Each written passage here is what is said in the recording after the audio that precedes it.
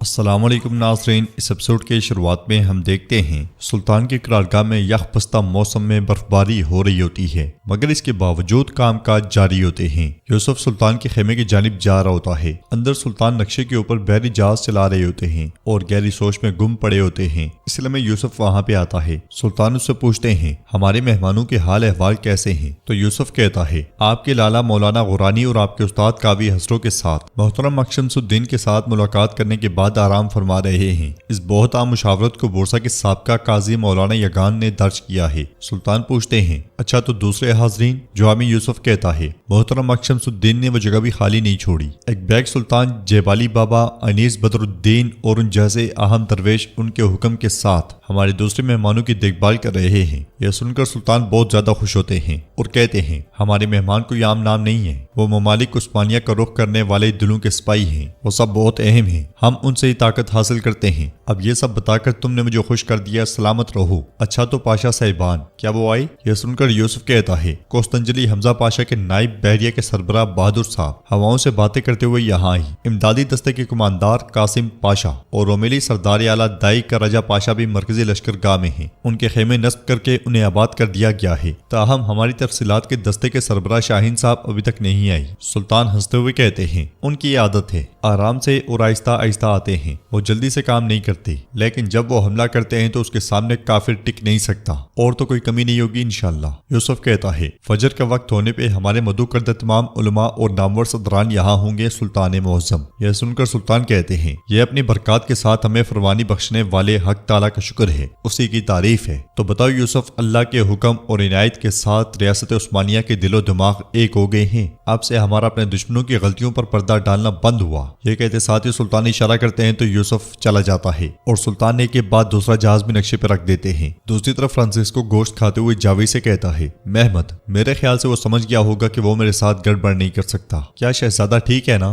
میں نے تم سے کہا تھا کہ مجھے اس کی زندہ ضرورت ہے۔ جاوی ڈرتے ہوئے کہتا ہے ہم شہزادی کو آخری وقت میں ہاتھوں سے کھو بیٹھے محترم۔ یہ سن کر فرانسسکو کو بہت غصہ آتا ہے اور وہ پوچھتا ہے اپنے ہاتھوں سے کھو بیٹھے؟ جاوی کہتا ہے محترم مجھے معاف کر دیں۔ فرانسسکو کہتا ہے کیا تمہیں کسی نے دیکھا؟ جاوی کہتا ہے ہم نے آنے والوں میں سے اکثر کو مار ڈالا، یہاں تک کہ ایورانوس اوغلو علی صاحب کے نام سے مشہور اکنجی سردار کو زخمی کیا ہے، وہ بہت پہلے مر چکا ہوگا۔ یہ سن کر فرانسسکو کا غصہ اور پریشانی مزید بڑھ جاتی ہے اور وہ کہتا ہے کیا تم جانتے بھی ہو کہ ایورانوس اوغلو صاحب کون ہے؟ بیوقوف آدمی، بے شرم کہیں کے۔ محمد اپنی پہلی فرصت کے ساتھ یہاں پہ آئے گا، اس کے بیٹے اور ایورانوس اوغلو کے بھائی کے خون کا بدلہ وصول کرے گا۔ یہ کہتے ساتھ ہی فرانسسکو کھڑا ہو جاتا ہے۔ جاوی کہتا ہے محترم آپ کا حکم کیا ہے؟ فرانسسکو کہتا ہے ترکوں کے آنے پہ یہ جگہ خونی اکھاڑے میں بدل جائے گی، دیکھتے ہیں کیا بیل مرے گا یا ماتا دور۔ اپنے آدمیوں سے کہو کہ تلواریں تیز کر لیں۔ تم محمد کو نہیں جانتے، وہ ایورانوس اوغلو جیسے کسی جنگجو کے لیے نہ صرف اس جگہ کو دنیا کو جلا دے گا۔ یہ سنتے ساتھ ہی جاوی اور ہان کے غدار سپاہی کے ساتھ دفع ہو جاتا ہے۔ ادرنی میں علی بے کا علاج ہو رہا ہوتا ہے اور وہ بے ہوش بستر پہ پڑے ہوتے ہیں۔ علاج کے بعد حکیم ریحان آغا سے کہتا ہے تیز خنجر سے زخم گہرا ہو گیا ہے، ان کے زخم دردناک ہیں، مجھے ڈر ہے کہ…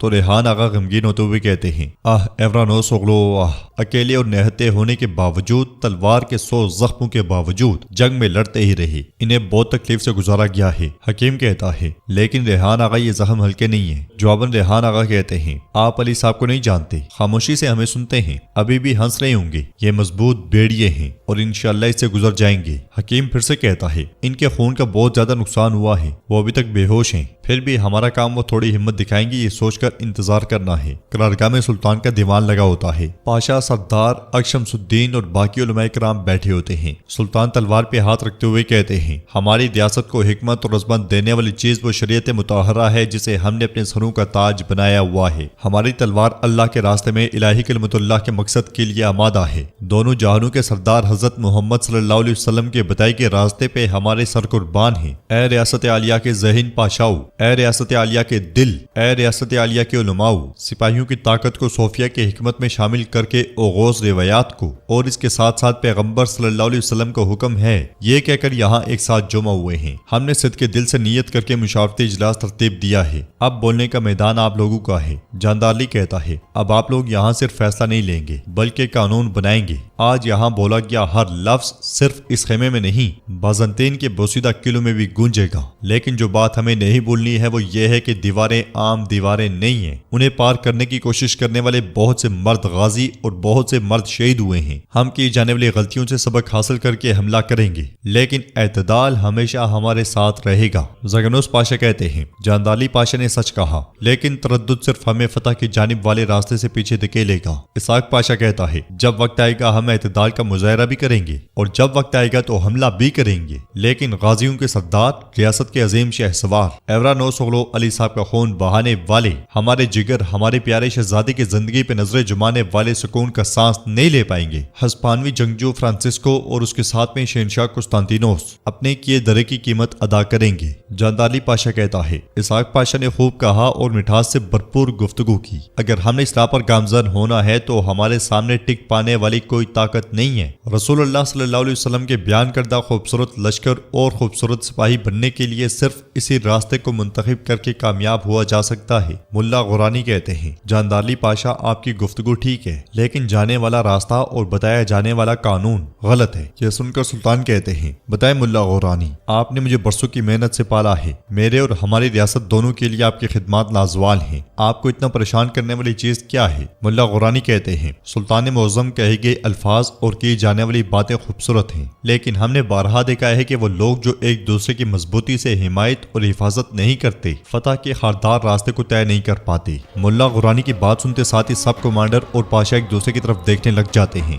ملا غورانی مزید کہتے ہیں فتح کی فوج بننے کے لیے ہمارے پاس ایمان سے بھرا سینہ اور حکمت سے لبریز دل ہونا چاہیے۔ اے ریاست کے سپوتو، اے ریاست کی فوج، میں دیکھ سکتا ہوں کہ آپ لشکر محمدیہ صلی اللہ علیہ وسلم بننے کے لیے کوشش کر رہے ہیں، لیکن آپ سیاست نامی فتنے کے جال میں پھنس چکے ہیں۔ اتنا کافی نہیں تھا کہ آپ نے خون بہایا اور جانیں لیں، جسے حق دین اسلام کی تلوار ہونا چاہیے۔ ریاست عالیہ کا وہ لشکر اس طرح بہت سی زمینوں کو فتح کرے گا کیا؟ فتوحات کا سلسلہ اس طرح شروع ہوگا کیا؟ ہمارے آباء و اجداد سے ہمیں جو ورثے میں ملا، کیا کیزل علماء کا شاندار مستقبل اس طرح کندھوں پہ اٹھایا جائے گا؟ شمس الدین صاحب آپ بتائیں کیا میں غلط ہوں؟ تو شیخ کہتے ہیں ملا غورانی ہمیشہ کی طرح سختی سے بول رہے ہیں، لیکن انہوں نے جو کہا درست کہا، یہ حق بجانب ہیں، یہ ہمارے نفس کا آئینہ دکھا رہے ہیں۔ ملا خسرو کے یہ ٹھیک نہیں ہے؟ تو ملا خسرو کہتے ہیں اس کے علاوہ میں آپ سے پوچھنا چاہتا ہوں کیا ہمارا جہاد ہمارے نفس کے لیے ہے؟ کیا ہماری لڑائی شان و شوکت، شہرت اور دنیاوی مال و متاع کے لیے ہے؟ پھر ملا غورانی بالی بے سے پوچھتے ہیں مالکوچ اوغلو بالی بے، آپ مجھے بتائیں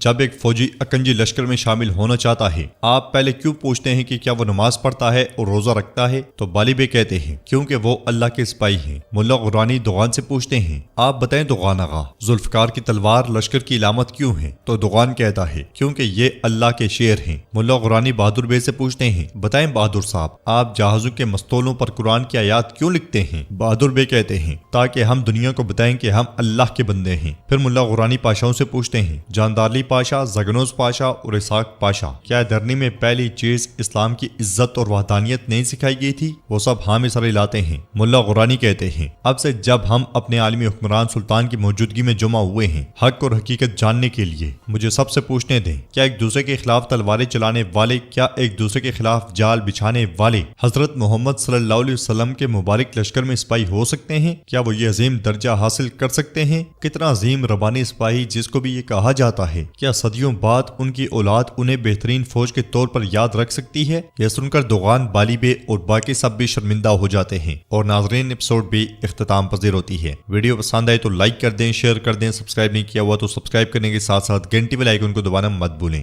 انشاءاللہ ملتے ہیں نیکسٹ ویڈیو میں، تب تک کے لیے رکھیں اپنا اور اپنوں کا بہت زیادہ خیال۔ اللہ نگہبان۔